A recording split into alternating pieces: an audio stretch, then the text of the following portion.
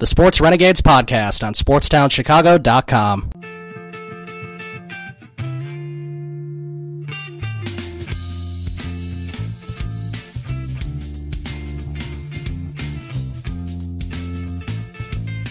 Welcome back to the Sports Renegades here on SportsTownChicago.com. I'm Ryan Stuprich. And I'm Ryan Risky. We are talking about the Blackhawks as they try to stay alive here tonight in Nashville. It's going to be tough.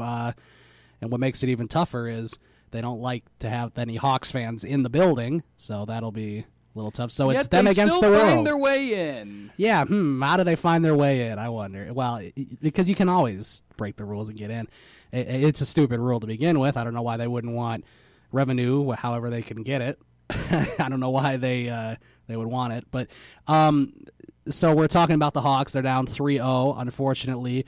Me and Ryan both think that they'll probably win tonight, and I think we think if they win tonight, they'll probably win Game 5 at home. So it'll come down to that Game 6. That'll be tough, but they are 8-0 on the road in Game 6s under Joel Quenneville. So, obviously under Joel Quenneville, they've had a really good run. So, I think if they win this game, the momentum kind of changes a little bit, and I think the Hawks feel a lot better about themselves. Yeah, I mean, it's tough to count them out ever. I mean, right. It's so tough. It's just like we've never seen them play like this before. Yeah, just like a brand of hockey where you just feel like the drive to win isn't there.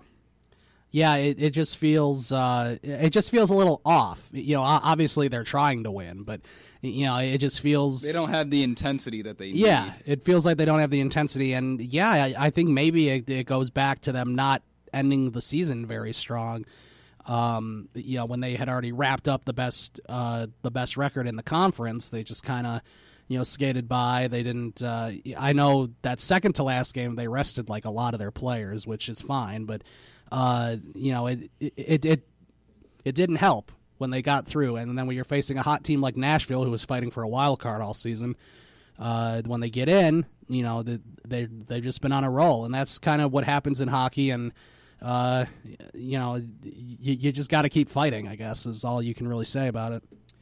Yeah, I mean, it's unfortunate they put themselves in this position because it would be really humiliating. The rest of the hockey world would just love for the Blackhawks and their so-called bandwagon fans to be swept out of the playoffs. I know Anaheim would be thrilled because Anaheim would be the next best team left, at least record-wise. I know St. Louis would be happy, which is unfortunate. It's never a good thing when St. Louis is happy about anything, but they'll be happy about it. Speaking of that St. Louis and Minnesota series, so now that the series goes back to Minnesota for Game 5, do you think Minnesota is going to win that? Because they did not play well at home. Well, it's not that they didn't play well. They outshot the Blues both times. It's just Jake Allen was playing out of his mind. I think the first game he made like 50-plus saves, and he allowed one goal. Yeah, no, it's not that they're playing bad. It's that they don't know how. They can't push. They haven't been able to push the puck past Jake Allen. And they were finally able to break through, beat him twice the other night. Just kind of hope you can keep the momentum going. I mean, Devin Dubnyk had a 28-save shutout. In the 3 games that the Blues won, Allen had Game 1, he allowed 1 goal, made 51 saves. Yeah, that was an overtime win. Game 2, he made 23 saves on 24 shots. Game 3, this is the first game at St. Louis, he stopped 40 shots. Wow. And then he stopped 26 of 28 the other night. So, I mean, he's been playing out of his mind. We'll see. I mean, Dubnyk's been pretty good all year, too. Right. So, see, I think Minnesota, they'll be able to find a way. Because, I mean, they haven't had any problem getting shots and pucks to the net. It's been putting them into the back of the net. It's like there are times where you're kind of wondering, and this falls into the category for the Blackhawks, too. If you drew the team a map to the back of the net, they'd still have a hard time finding it. Yeah, I know. That's just kind of been that's the just case. how it feels. I mean, they haven't played well at all. So you just got to keep throwing. I mean, for Minnesota, you don't want to really do much differently because, I mean, really, you've played really well, and you really just run into a hot goaltender. There's nothing you can do about that. I mean, with the Blackhawks, I don't think Pekka Rinne has particularly like played like out of his mind like the way Predators fans have been thinking. It's like the Hawks have not made it hard on him at all in this series. I mean, they haven't had many good chances. They're not putting bodies to the net, trying to get a screen, trying to block his vision. I mean, if a goalie can see 100% of every shot he faces, he's going to make the save pretty much every time, especially a professional goalie like Rinne. Yeah. So, I mean, he's played well, but he hasn't been like spectacular. He hasn't been like Jake Allen has been playing for the Blues. It's not like he's making all these crazy saves, Exactly. Besides the one in Game 3, like when the puck, we were at the Cub game for this. I just saw a replay. Oh, I showed it too. The puck like caromed weirdly off the glass. It was about to go in the net, and then he dove and got it with his stick. Except like. That's not like on like an amazing scoring chance. That it's like, oh no, how did it's he make that? It's kind of like a break save? that we almost. This is got. like that's just like a lucky break they almost got. Right. I mean, and he hasn't been making like these otherworldly saves, that like Jake Allen has been making. If the Hawks can make it tough on him, make him move side to side more instead of letting him just kind of get in position and maybe not move around that much. Try to get him moving side to side and then finally get some shots on net. Maybe they can push one through. Especially early in the game because they have to get the early lead again. Yeah, it's got to be early, and they have to score first. That's really important going into this game, and you just kind of have to take it from there. Moving on to the other team that plays at the United Center, the Bulls have a 2-0 lead, and they haven't even played a home game. They go on the road to Boston. They're an 8th seed. I don't believe an 8's beaten a 1 since I think that was 2007 at the NBA playoffs. It was Rose's MVP year. Oh, the Grizzlies upset the Spurs. Oh, in you're 6 right. games. You're right. That's at least the last. Actually, I take that back.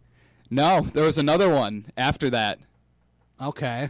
Oh, yeah. The Bulls were the number 1 seed and lost to number 8 Philadelphia. Hey, I try to block that out of my memory. That's the kind of one you try to blame. C.J. Watson with like a pass to Omer Sheik, so he gets fouled, misses both free throws. Granted, that was a little different circumstance as to why the 1 seed lost. Your best player tore his ACL and missed the entire series. Yeah, so I guess it has happened more than I thought. I was thinking, I know when the in 2007, I think it was, the 8th seeded Golden State Warriors beat the Dallas Mavericks, who had just went to the finals and lost to the Heat the year before, and they were like the number 1 seed in the West.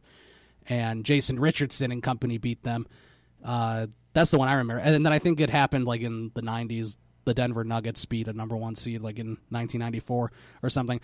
But we're on the verge of another one here. The Bulls go to Boston, dominate 2 games, and it's not looking good. I mean, there's been unfortunate circumstances with Isaiah Thomas, but I mean that's not why they're down 2-0. It's just the Bulls have outplayed them, and I think Rondo.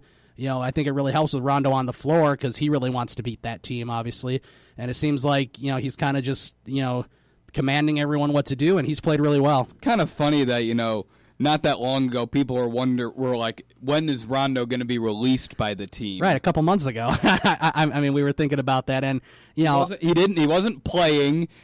He pissed off management. Yeah, and a lot of the problems this year didn't really have to do with him necessarily. He kind of Fred Hoiberg made them into problems. Yeah, Fred Hoiberg and not communicating with anybody. Right. I mean, they kind of turned it into problems, but. I mean, I got to give them some credit. They're playing well now, and Paul Zipser stepped up in Game 2, and Bobby Portis stepped up in Game 1. And this comes down to some momentum, where the Hawks lost their last 4 or 5 going into the playoffs. The Bulls won their last couple in dominating fashion. Like they might have played their 2 best games of the season, those final 2 games against Orlando and Brooklyn. Right, and it's crazy because they were losing to those teams earlier in the season, and Granted, who knows what would have happened if Brooklyn actually played competent players? Yeah, it would have been a little closer, but I mean it's pretty impressive. And now what the Bulls have to do is just keep playing. They have to change it up a little bit because I'm sure Boston is as mad as you can probably be as far as a team is concerned. I'll tell you that Boston's defense has not looked good at all. They're leaving guys open in front of the net. Robin Lopez is getting every rebound. I mean, where did that come from? That and the Bulls are just like driving with ease. They've been dunking the ball. Yeah. They've been, Boston's just been leaving guys under the net like wide open for just easy layups. I mean, the Bulls have had a really good game plan, And one thing that really has hurt Boston in this series, which is something that hurt the Bulls back in when it was like Rose being the main guy, is what the Bulls are doing is those final 6-7 minutes of the game, they're putting Jimmy Butler on Isaiah Thomas, which is what Miami was doing to the Bulls. They put LeBron on Rose at the end of the game, so then he couldn't take over when where in the regular season Rose and Thomas. They were taking over for those teams. That's a good example. This is MVP Rose, by the way, not the current one. Where where the current one's not even a person. I don't.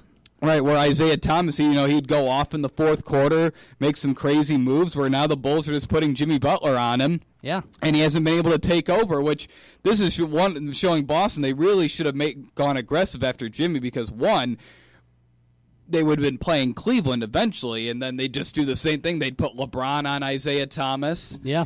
And where if went and traded for Butler, one, the Bulls couldn't put Jimmy Butler on Thomas in this series, and two, Cleveland would have to go with a different game plan because if they put LeBron on Thomas, he could just kick it out to Butler, let him do his thing. Yeah, I mean, this is really, crazy. The Bulls are really because if the Bulls can playing with us. If the Bulls can, go into that fourth quarter with a lead, you have to feel good. I mean, granted, the Fred Hoiberg motto is to lose the fourth quarter. Except like in this kind of situation, and one thing the Bulls have is the experience. Rondo and Wade have so much playoff experience between them. Right, and Butler does too. I mean, he. Yeah, I mean, granted, not as Wade main guy, and Rondo have tons. They've won multiple rings. Yep. And this really, if they can go into that fourth quarter with a lead. Boston doesn't have a guy that can step up in that fourth quarter after Jimmy Butler is put on Isaiah Thomas. Right, exactly. It's who's that next guy that can do it because it was Isaiah Thomas. They don't have one all season, and I think you're right. I don't think they have a guy like that. Jay Crowder's not like that. I mean, and it really is. It really just reminds Avery Bradley can't do it. Yeah, So, it really just reminds me of the 2010 to 2011 Bulls, where when Miami would put LeBron on Rose, they didn't have anyone.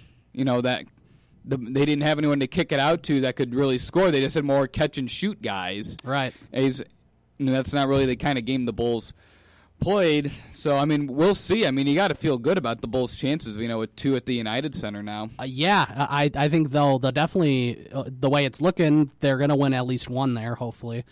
If they can wrap it up, then fine. We're here for. We're here for him. What happens I'm rooting to Brad for him. Stevens? Did they get swept? I don't know. Does he get fired because he's been a pretty good coach? No, I wouldn't think so. Because that's bad. You're the one seed getting swept. I remember the Celtics have a high draft pick this year in the draft, don't they? Yeah, they have the Brooklyn pick. Yeah, so they might be okay. They might be in good shape. But, obviously some things need to change. If you're a 1 seed losing, I understand that they're really, the second best team next to Cleveland. But, it's surprising. But we're going to take a break, and we'll continue talking about this as well as the NBA playoffs on Sports Renegades, SportsTownChicago.com. The Sports Renegades podcast on SportsTownChicago.com.